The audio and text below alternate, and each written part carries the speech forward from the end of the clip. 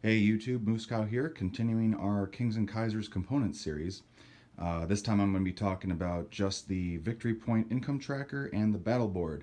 And I'll be talking a little bit about my personal income tracker cigar box, a little bit, because it ties into what I'm going to be showing you. So, anyway, previously, Madman got our battle board and our income tracker, uh, Victory Point tracker, printed on this I think it's PVC material or something similar. I forget what it is exactly, but it's a pretty good quality foam material, and it totally works quite well. The edges are white, so I had to paint, not paint, but draw on them with a Sharpie, just kind of trace the board so that the edge wasn't white. And these are totally still perfectly good. They're great. But if you want to go a little bit above and beyond, I guess, Madman got it printed on this new metal-like material called dye bond. And I'm just going to pick it up over here and just kind of show it off while you do a little bit of a comparison. So they're about the same, except versus, so to speak. And what's nice is the material of the sides right here is it's already dark, so you don't need to do any tracing on it, which is kind of nice if you wanted that or were bothered by a white edge. But anyway, this is a kind of metal-like material, and it's super cool. And we brought some down to the third St. Louis BBR tournament, sold a few of them off, and debuted them kind of there and stuff. But yeah, so just this is the kind of upgraded material. Just kind of back this up a little bit. It's really cool, really nice. It is white on the back, but like I said, it's already dark on the sides. And it's just a nice, sturdier material. Really cool. I got a shop light above me, so that's why there's a little bit of glare there. But just so I can illuminate this as best as I can. But you get the point. Yeah. There's all the victory points. If you're unfamiliar with this, this is how you keep track of the points in the game. You get these bingo chips and you throw them down there and there, and see if you have good lighting. You know, you can still see through the bingo chip and see the overall image and text. It is a little small, but I can read it just fine. Yeah, just light your board a little bit, and you'll be able to read it just fine, and all that. And also, you can put them over here on these minor cities, for example. So if they get Kiev, you know, or Leeds, all that good stuff. Okay, so anyway, so that works, right? However, even though this this dye bond material is like a metal, I thought it would be magnetic. It's unfortunately not.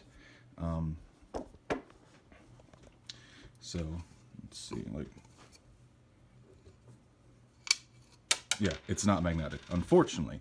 So I am going to show you how to turn this into a magnetic board, as well as, I guess you could do the same thing with the other material too. Well, you know, why not? So, if you know my channel, you're probably familiar with my cigar boxes, and basically what's behind this trimmed down IPP tracker from Historical Board Gaming is a sheet of ferrous or a Ferroflex material, and then you can tape whatever, or tape, glue, whatever you want on top of it, and it works fantastic. It's really, really good stuff. So, and then this is also just like a, you know, space saver, because it's taking your income tracker and propping it upright, at least, you know. Let's see. Oh yeah, important to note, if you're going to be using magnets, like in this situation, you don't want to use magnetic material. All right. Now, I know this sounds weird, but magnetic material isn't actually meant to work with magnets. From what I've researched a little bit, actual magnets on magnetic material will actually damage the material over time, and the magnetic material will lose its magneticism or whatever. Rather, so this material itself, for Ferroflex, there's no magnetic properties to this at all, but it is something that magnets adhere to quite nicely. See that? It ain't going nowhere, right? Anyway, so I got a big sheet of this. This is an A3 size, and I got it from the company that sells them. Is, let's see, got shipped in a little package like that, inside of a bag, and then inside the package was this. It's from First for Magnets. One second. Here.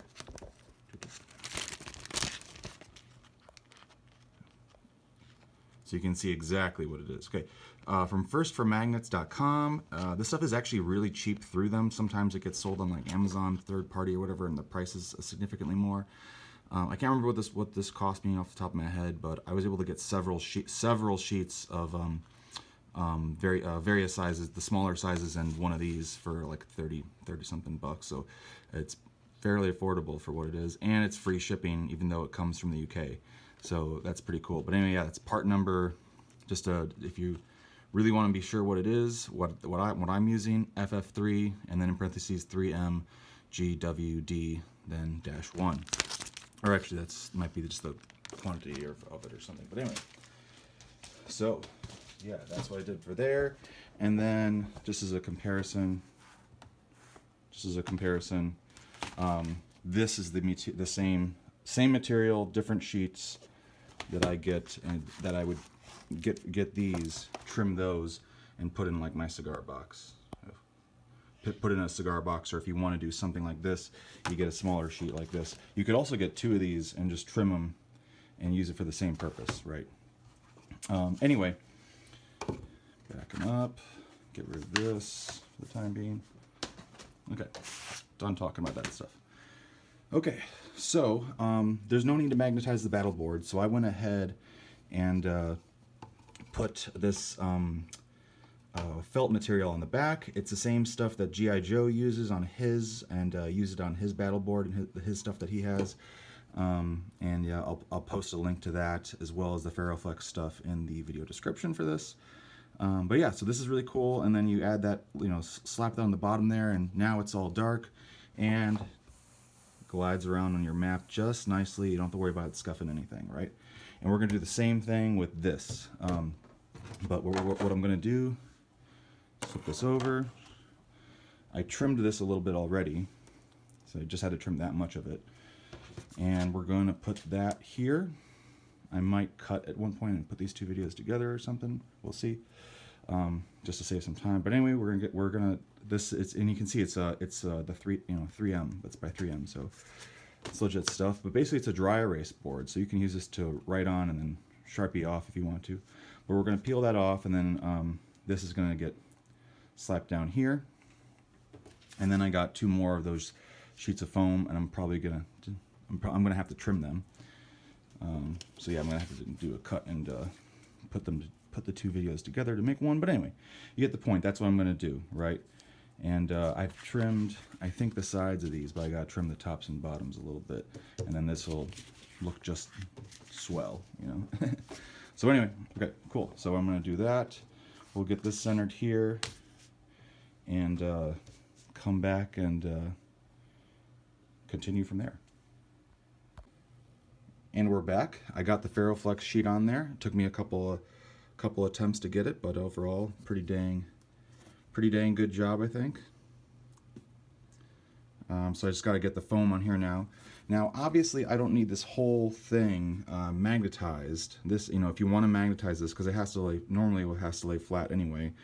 This is what you want magnetized, but the perfectionist in me wanted it completely as flat as possible and not have like a teeny tiny tilt. So anyways, that's kind of why I decided to go with this A3 sheet of the Ferroflex material, and then I can just cover the whole thing, and I don't have to worry about there being like a slight little lopsidedness to it. I don't know. Anyway, it's cheap enough, just cover the whole thing, right? So that's what I did, and I'm going to now cut again and get these aligned on here just right. All right, and then continuing on, I got this sheet on here right now. This one is not, but it's gonna be very slim. I got it trimmed just right, but it's gonna be very slim chance that I can get it perfectly flush against the other one. So what I'm gonna do, I didn't think to do this on my battle board, which is fine. I got them pretty lined up so you don't see a white space or anything. But to prevent a white space, like you can see here, from creeping through, I'm going to just do this. I'm going to pull it back and just take a Sharpie, just very carefully, it's like very carefully, you know, just do a little.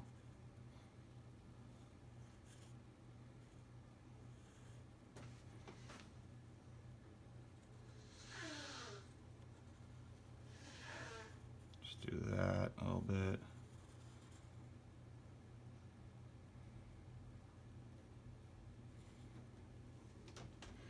And that should be more than enough to take care of any white popping through. Okay, so I'm gonna cut once more and come back with this on here. All right, and I got that last portion of the felt on there. And yeah, it looks pretty great. You can kind of see a little bit of a glare here in the crevice there, but that's because of the work light above me. Got one of those up there. Anyway, yeah, this is kind of like my little hobby work desk, I guess, so to speak, and kind of whatever utility desk, you know. Anyway, yeah, so that works pretty well, and I got it trimmed. I had to do a little bit of a touch up over here because there's a little bit of overhang, but overall, I got pretty good little white perimeter of the whole thing, and overall it's pretty close to what it needs to be. And then just flip that over. Oh, it's upside down too. Flip that over, and we got a really nice and smooth victory point income tracker for Kings and Kaisers. And then to kind of show you the effectiveness, here we got, say, the Soviets are on the map. You know, there you go.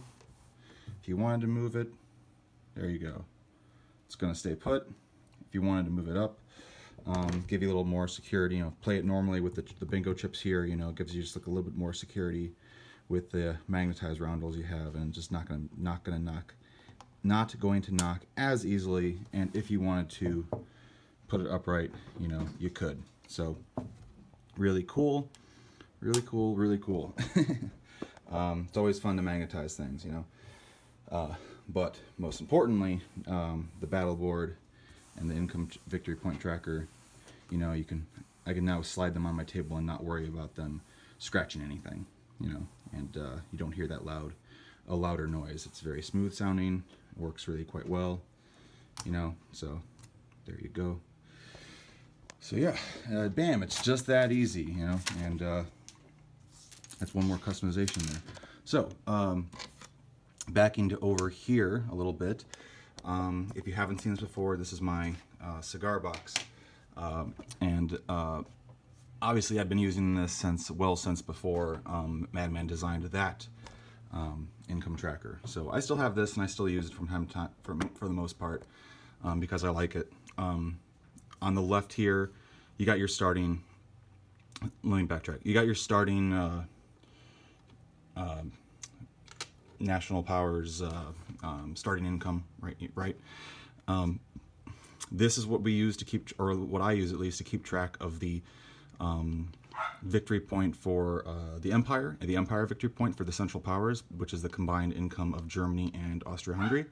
And then this is the out-of-box roundel from, you know, normal Axis and Allies, World War II Axis and Allies for UK, but this is what I keep track of the Empire point for Britain and France. And my reasoning for that is both their flags have red, white, and blue, and then you got a gold ring on it, which kind of symbolizes, you know, wealth, I guess. You know, gold, and so on and so forth. The Empire point is achieved if either of those gets to 85 or higher on the tracker, which is why on the tracker itself, 85 is red, which is pretty cool. Nice little touch that Madman came up with. But anyway, these are the, on the right here, you have the Allied task force markers, the magnetized versions, which I then throw on my wooden magnetized task force markers, task force sheets, rather. And I don't have them on display, but you'll see them in my games. at the present moment. But anyway, and then on the left side, we got the Central Powers. Down below, we have the roundel for if China is unified, and the roundels for the Russian Civil War if that starts. So there you go. Yeah, not much else to say. Pretty much covered it all at this point. Yeah, so I'm just gonna edit these 4 videos together. I think it was 4 videos. Edit those together and go from there. But I'm looking forward to starting a game this end of this week. So yeah, take care, and hopefully I can roll the dice better as usual, or who knows.